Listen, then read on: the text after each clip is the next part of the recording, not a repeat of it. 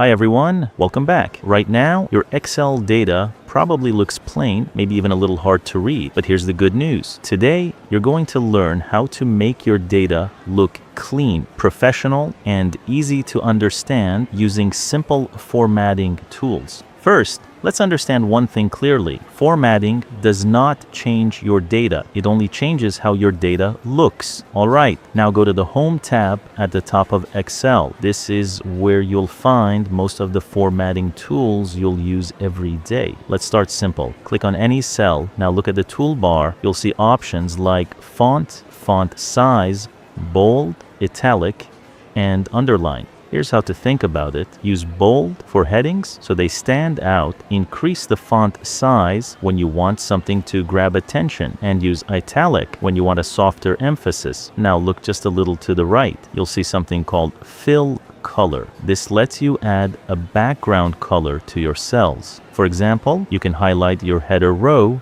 with a light color, so it becomes instantly easier to read. Right next to that, you'll find borders. Borders are very important. They help turn your data into a structured table instead of a random list. Now let's talk about alignment. You'll see options for left, center, and right alignment. Good alignment makes a big difference. For example, headings usually look best when they are centered. Text often looks better aligned to the left, and numbers usually look cleaner on the right. All right, now let's do this together. Create a simple table. In the first row, type name, age, city. Now enter a few sample values below it. Next step, select the first row. Make it bold. Increase the font size just a little. Now apply a light fill color. After that, select the entire table and add all borders. Finally, center align the headings. Now pause for a second and look at your table. Before formatting, it looked plain. Now it looks organized, clear,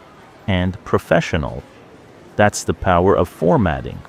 All right, here's your practice task. Create your own table with at least 5 rows of data. Use bold headings, add some color, apply borders, and make sure everything is properly aligned. Take your time with this, because good formatting is a skill you'll use in every Excel project. That's it for today. You've learned how to make your data look better without changing the data itself.